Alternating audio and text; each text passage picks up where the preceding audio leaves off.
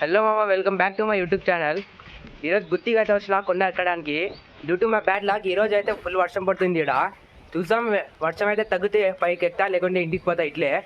Guys, ఇదైతే India second biggest ఫార్ట్ guys. ఇంకా ఈడైతే దాదాపు 20 రాజులు అయితే రూలింగ్ చేస్తున్నారు. ఇంకా ఇక్కడైతే 101 బావులు అయితే ఉన్నాయి. ఈ ఫార్ట్ మొత్తం చూడాలంటే మీకు 4 రోజులు అయినా సరిపోవు, అంత పెద్దగా ఉంది ఇది. ఇంకా నేను నా ఫ్రెండ్స్ కలిసి కొండ ఎక్కడం అయితే స్టార్ట్ చేసినాము. ఇది చూస్తే వర్షం పడుతుంది, అందువల్ల కాళ్ళు అయితే జారుతున్నాయి. ఈడ నాకైతే భయం వేస్తుంది, పులిలు ఆడొస్తాయని. పైకి పోతూ ఉంటే ఎంత బాగా వ్యూ ఉంది, అసలు మీరే చూస్తున్నారు కదా. ఈడైతే గుర్రాలు కట్టేసి ఉంచుతారంట. ఇంకా మా ఫ్రెండ్స్ అప్పుడే ఫొటోస్ దిగడం అయితే స్టార్ట్ చేస్తున్నారు. గైస్, నాకైతే అసలు ఎనర్జీ లేదు పైకి ఎక్కి, అంత పెద్దగా ఉంది ఈ కొట్ట ఫార్ట్.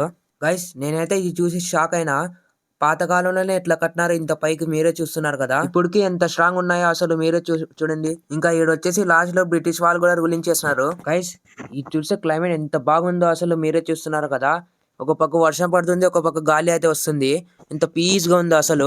మీరు కూడా ఇంట్లో కూర్చొని బదులు మీ ఫ్రెండ్స్ కి వేసుకొని ఇట్లా కొండ ఎక్కడానికి అయితే వచ్చేయండి. ఎంత బాగుందో అసలు. ఇంకా నాకైతే ఫుల్ ఆకలి వేస్తుంది, వీళ్ళైతే ఏం తేలేదు అసలు తినేకి. ఇంకా అలా ఈ వీవ్ చూసుకుంటూ అయితే ఎక్కుతున్నాం కొండ.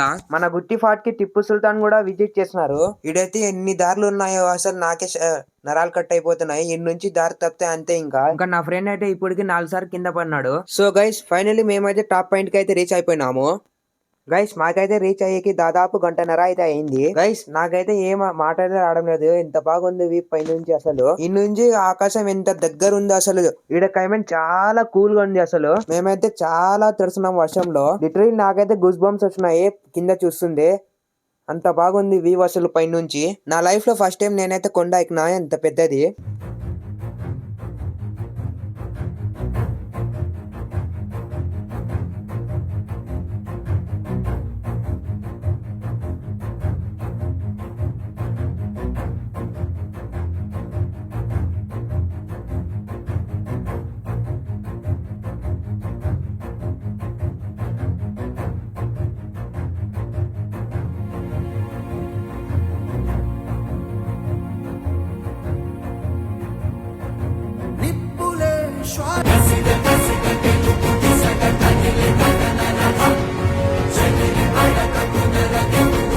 ఇంకా కొండని చాలా బాగా ఎక్స్ప్లోర్ చేసి కింద దిగడం అయితే స్టార్ట్ చేసాము. లిటరలీ కింద దిగేటప్పుడు అయితే కాళ్ళు అయితే ఫుల్ జారుతున్నాయి. సో మాకైతే కింద దిగి గంట అయితే అయింది. ఇంకా ఫస్ట్ గా హోటల్ కి పోయి ఎగ్ రైస్ అయితే చెప్పుకున్నాం తినేకి.